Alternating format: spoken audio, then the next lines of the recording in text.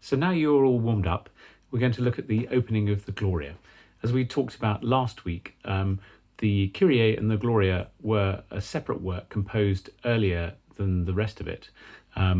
The Sanctus also, as you remember, was a separate piece. So it's really kind of three main times of composition.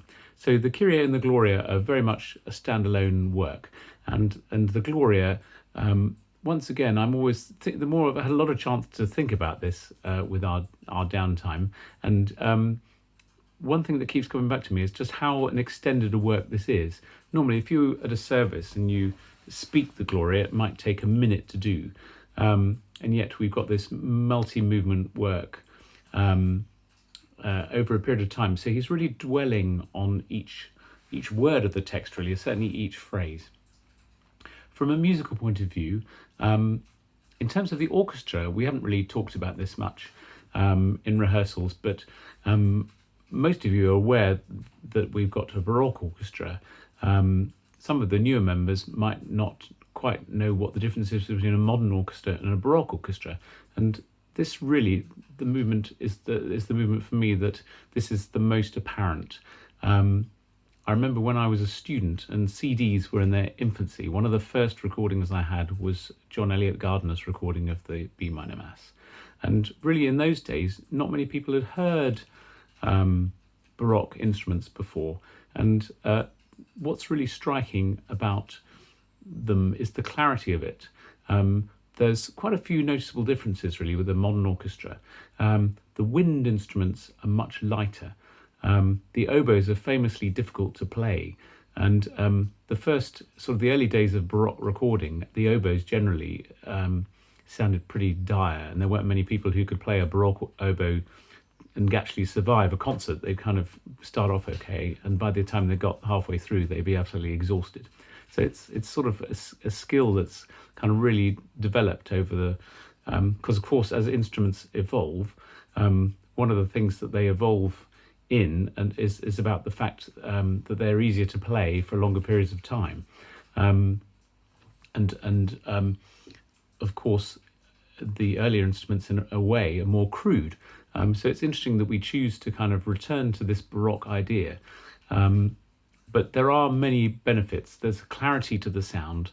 The strings are generally much more clear, more transparent sound. They can't apply the pressure, because they were using strings not made of metal like most modern instruments are.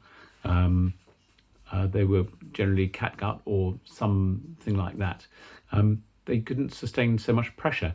And the pressure and the bow was not so much either. And that meant that they couldn't sustain in the same way that a modern violin, if you listen to a modern violin can play a long note for 10 seconds or something, maybe a little bit less than that, before they need to change bow and make a sustained sound. And the Baroque instruments simply can't do that. So it's a much more different idea about how they're expressive.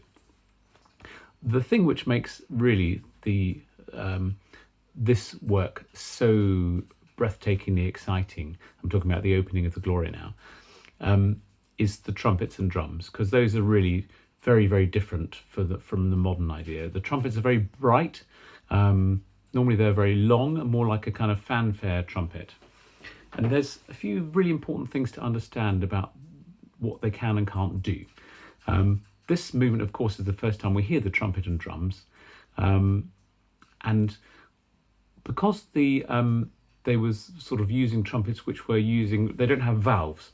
So I'm not a brass player, but the valve, basically you've got some tube and the valve allows to open an extra bit of tubing so that you can change the pitch of the notes and get all the notes in the harmonic series. And I'll explain what that is in a minute. The older instruments couldn't do that. So they were just basically just like a long piece of hose pipe, a sort of tubular metal, and you had the notes which were available to you. So on a trumpet, you'd have the low D, and then you get the D above it, and then the fifth above it, and then sort of various other notes. And as you get higher, you get more notes available to you. but the other notes you simply can't play. They did over time have finger holes, and that sort of gave you a few extra notes. But basically, you can't play in any key you like. So that's why in music of this period, Handel and Bach, generally speaking, the movements with trumpets in and drums were in D major or A major or keys around that, because those were simply the notes they had. What they could do is to change the whole instrument so that it played in E flat, for example. They'd put an extra one or just have a different instrument. But then you'd only have a limited number of notes available to you. So you can't do what a modern trumpet can do, which is to play all the notes of the chromatic scale. That's what the valves do. They allow the player to fill in those missing notes. And while we're talking about trumpets, the first piece that was kind of well known to use the valve trumpet was the Haydn trumpet concerto. And that's something you might like to listen to next time you hear that. Probably a piece that you might know. The slow movement's very famous, but that would have been a very unusual thing, because that goes into lots of funny keys, and that would have been quite a new experience for people listening to trumpet music of that time. So let's have a little sing of this Gloria now. I'm going to play the same videos we had of the 2012 proms, conducted by Harry Bickett. Just a few things to talk about. Obviously, at the beginning, the trumpets start with this melody. And against that is the violins, oboes, and sometimes the flutes with this arpeggio. So those are the two ideas that are introduced at the very beginning. The bass, as often in Bach, is the sort of chugging along bass. It's sort of, we've got a kind of fast version of the air on the G string. If you know the air on the G string, we've got the sort of fast version.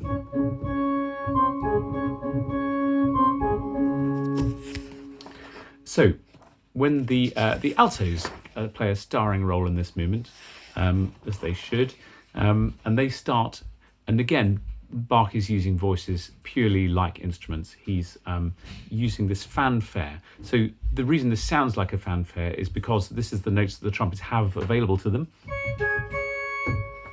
and then the altos, followed swiftly by the tenors, take that up before the whole choir comes in. And one of the things about these bright trumpet and drum type movements is that the harmony is generally very strong, and in a way more simple than the sort of extreme chromaticism. If you think about the second Kyrie, we've got these kind of very chromatic with these semitones. This is all basically a nice what we call a diatonic scale. Diatonic is the kind of opposite of chromatic. So most of the notes are from that scale. So he does the same thing again at bar, whatever it is, 41 or so. When the sopranos come in, it's the same idea, but down a fourth from what the trumpets have at the beginning. And this moves on for some time and comes to a conclusion again at bar 65. Then the trumpet has the slightly lovely idea here, which you won't be accustomed to from the piano part. So listen out for that when we play the recording in a second. It has a trill on a, which is a kind of new idea. And that's announcing the tenors. Tenors need announcing. And the tenors come in at bar 69 with the same sort of idea. The melody is slightly altered because it starts with an interval of a fourth, and because of the key we're in and what he wants to do, he's now doing the interval of fifth, which of course is the same thing but upside down. So you could, if I play the tenors and change the second note, which is the opening idea, upside down.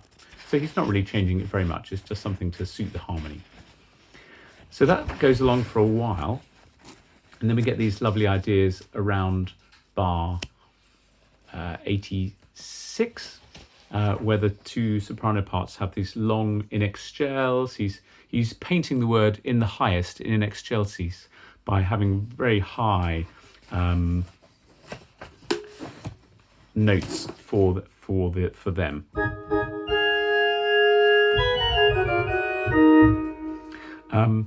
That long note is a bit like the sort of idea that the trumpet introduced, and he's having fun with this because at bar 94, here we have the sopranos, the first sopranos go up to top B, which is pretty high even if you're a Baroque pitch.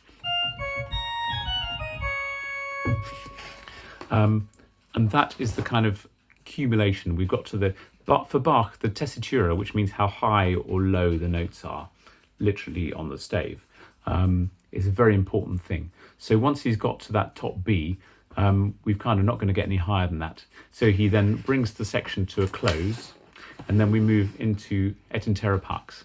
So let's look at that and have a sing along with this first section now.